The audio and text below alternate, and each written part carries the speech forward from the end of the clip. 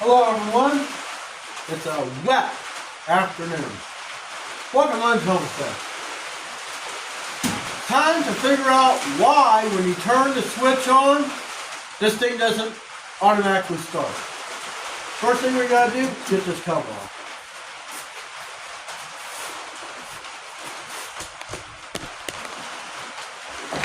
$10mm, the Phillips head screwdriver.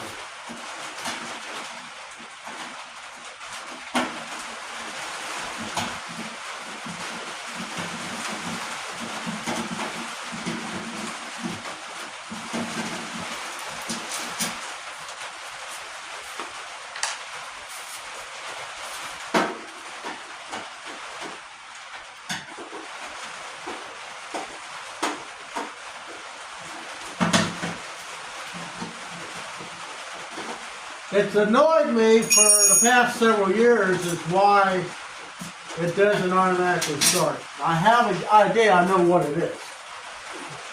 I think it's the, well of course the starters in here. The passive. Just like in my air compressor, the air compressor got hot, mainly because I was using that paint sprayer and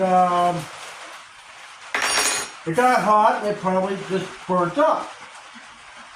Kind of hoping that's the deal, because if I had to replace those electric motors, it's cheaper to get the whole thing.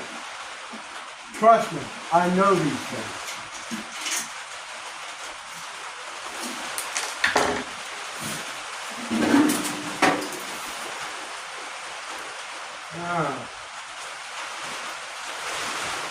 Now let's see. It's easier to take the, well, I know. The 4 bolts and nuts. We're going to loosen up this electric motor and we're just going to pull it out if we can. The capacitor's right here.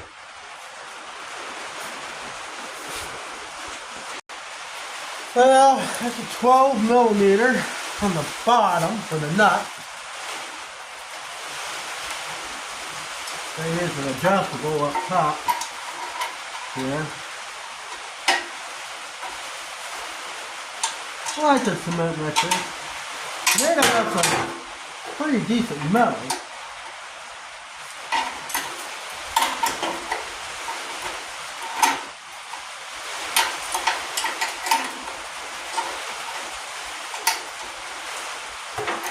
It certainly works better than that $4,000 special. That mud mixer. But I was happy that Tony from Tony's Tractor Venture let me borrow it. It goes to show that I wasn't man enough to operate that thing by myself. This is the perfect mixer. This thing, when I bought it, came in an itty bitty box. And I'll tell you what, that thing took me, or I should say this thing, took me 3 days to put it together with the amount of time that I had.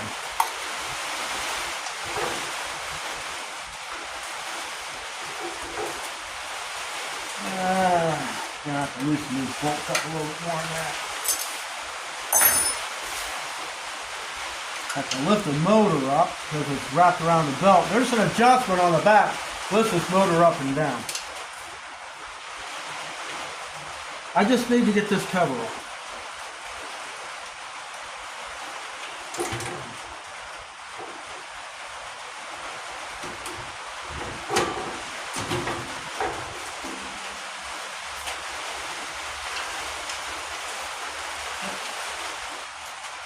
Let that come off. Let's see if it's enough to get that thing off. If not, you know what? We'll just take the motor out. A lot easier. Got it loose anyways. We'll just lift it up, pull it back, so we can get to this thing.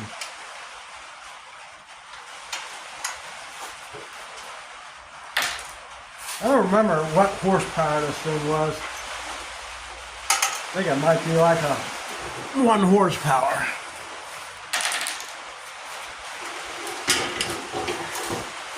There we go.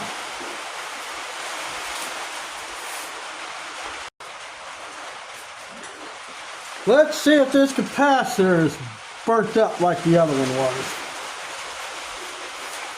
I'm surprised this belt is in such good condition. I bought this cement mixer in 2016. 2016. It's 2024 this time around.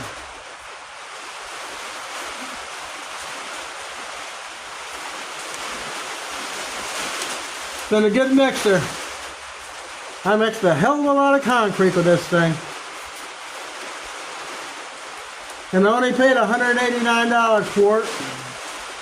The only thing I've done to it is put a toggle switch.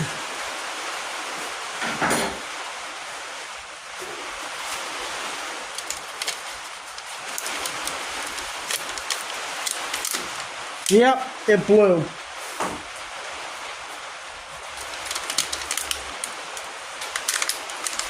See, it's all distorted here. Look at that. It's freaking melted.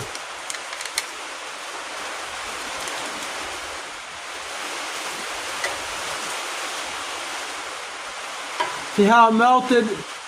It came out here and got this wire. Yeah, that ought to be a trick. Let's see.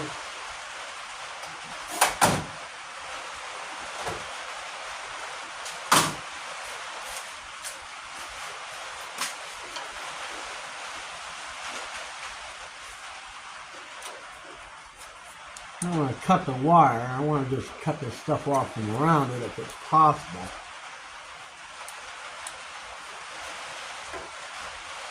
I tell you.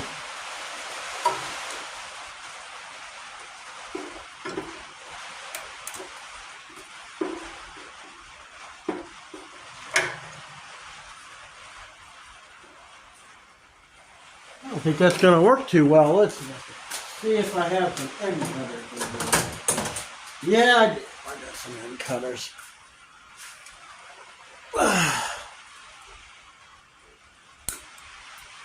There we go. Look at that. Same problem as the air compressor.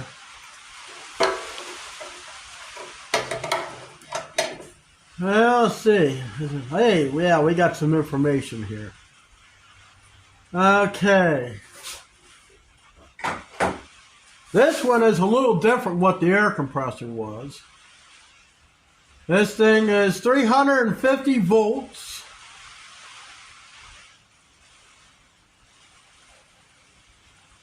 God, it's got stuff in language I can't even read. Looks like a CBB60. Got a bunch of Chinese marks on it, plus 5%, whatever that is. It's got a 50-60 hertz. Looks like it's good to, I don't know, it's got a 40, 85, and a 21 SH. And the date on here is July 2016.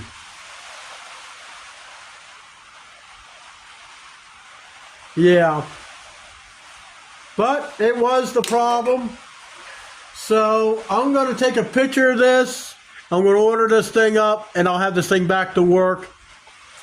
Just the same as it always. And I'll do a recap of the video on me having it done. And when I flip the switch, this drum's going to spin around on its own.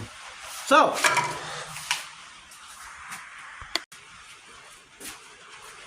that's it. Same problem. I bet that was the same problem. My big, expensive air compressor that I took apart because I didn't know and I gave up. Guys, if you're not too sure about something, take it apart. What do you got to lose? And I'll see you next time.